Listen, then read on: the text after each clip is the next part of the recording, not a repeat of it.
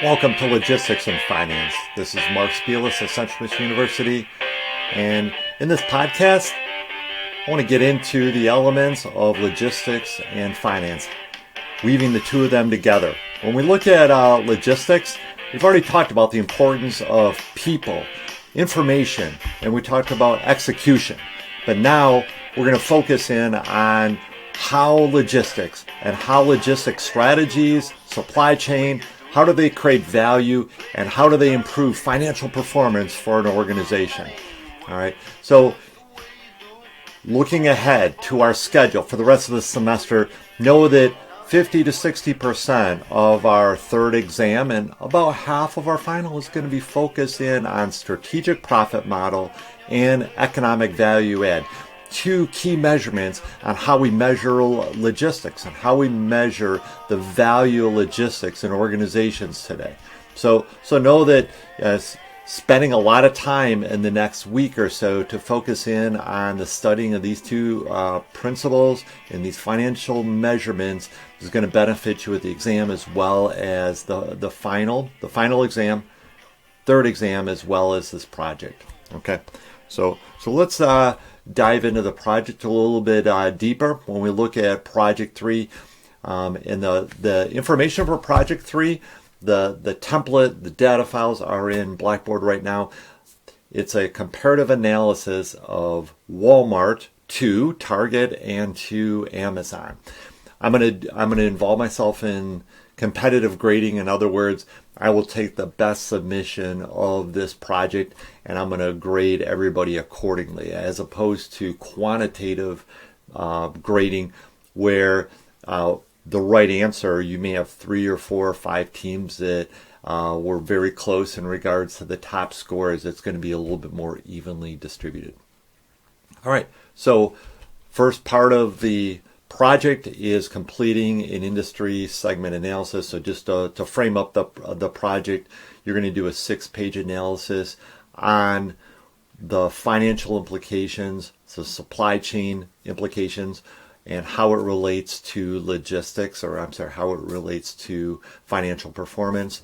You're going to utilize the strategic profit model and economic value add. So you're going to compare the retail segment of just the 3 different companies, Amazon, Walmart, and Target.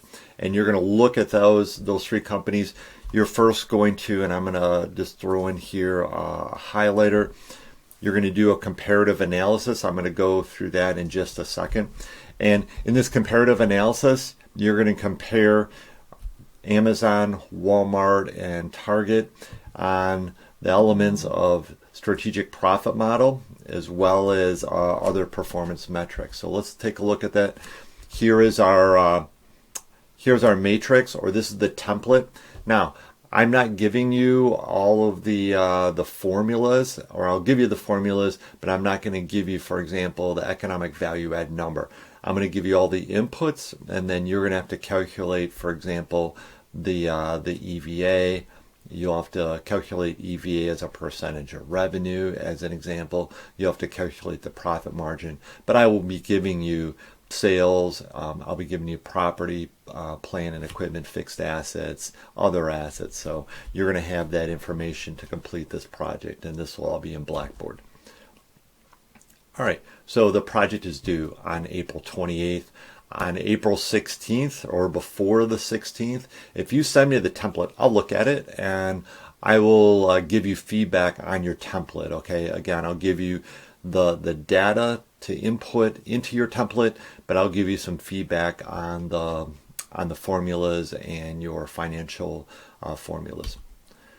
All right, so after you've completed that, so the first step would be complete your matrix. Number 2, you should then input that data into some existing data relative to each of the 3 companies. And I'm going to give that to you. So I'm going to give you, for example, a template that looks something very similar to this. So you're going to be able to go back and look back and say, okay, I've got the data for 2019. How about 2018? How about 2017? What does the data look like in both of those years? And do we see any trends here? And the trends are not just on the financial measurements. For example, you might see the trend where companies are losing revenue or increasing revenue. What's happened to their overall expenses? What about fixed assets? Are they investing in fixed assets? Perhaps they're shedding fixed assets. All right, and then what about their profit in dollars or profit margin as a percentage? So again, you'll start with a template. Step 2 would be to put it into this template with existing data and existing formulas, and that will allow you to do some trend analysis on what's happening as far as financial performance. All right, so step 3 is now you've got financial performance. You've also got some trend information. I'm going to recommend you start looking for references, journal articles, articles in the Wall Street Journal, anything to back up each of these companies or the industry in general and what's happening with the industry. So this is your research that you'll have to do with the project. So I would, after you've completed your financial analysis, then start gathering information together to be able to write your executive summary. All right, so executive summary, again, is no more than 6 pages. That'll be really hard for you to do, by the way. My suggestion is write it. It's probably going to be 8, maybe 10 pages. Then find a way to cut it down to that 6 pages. All right, so in your 6 pages, you should reference key financial metrics. What were your findings relative to the financial performance of each of the companies? Which of the companies has the best logistics functions based on your measurements? So look at structural differences. What are some differences in how each one of the organizations are set up based on the finances? All right, so we've covered both of those elements. Very good. Let's move on to step 4. So step 4, and you can do this as part of your research, is find some current events that are relative to the retail, in this case, the retail industry. What's going on with the retail industry relative to these 3 companies? What are some trends that are going on? Identify what these current events are and how, and maybe it's a current event specific to that company as well. So each one of the organizations has taken a different strategic approach to their business. How are they dealing with it? All right, so one thing I will ask you to do is your financial numbers are 2017 through 19, so 3 years. They do not include 2020.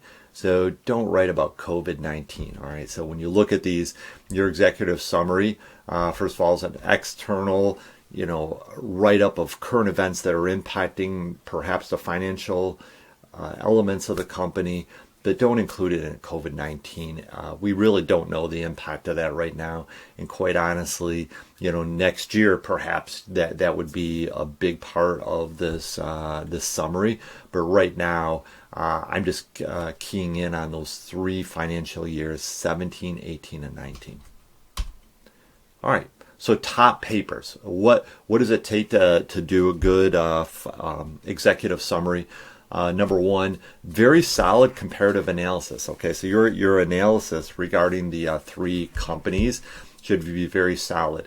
That solid analysis should also include what you're finding regarding trends between the 3 companies, not just on the financial metrics that we refer to as being critical for logistics. Strategic profit model and economic value add, but what's happening to some of the other financial measurements? All right, relevant references. What references have you found about each of the companies or about the industry, and how is that playing in on their logistics functions? And then number 2, how is that impacting the financial measurements? Then lastly, integration of external factors. All right, so again, this could be referred to as current events. It could be the economy. Some people refer to the external factors either as a SWOT or a PEST analysis. So political, economic, social, and technological factors. How do they come into play with each one of the organizations, their strategy, and their logistics functions? You can extend that to a PESTEL analysis, including legal as well as environmental. So I think it's relevant. So when you look at external factors, perhaps current events, look at the external factors that are occurring, what is impacting each one of the organizations that are out there today. All right, so I think this covers everything relative to a successful executive summary. What I'm looking for is your ability to write a very solid summary based on your conclusions, based on your data. Start with getting good solid data. It's tough to write a summary if you don't have good data to start with. All right, this concludes the overview. Thanks for joining. Make it a great day. Thank you.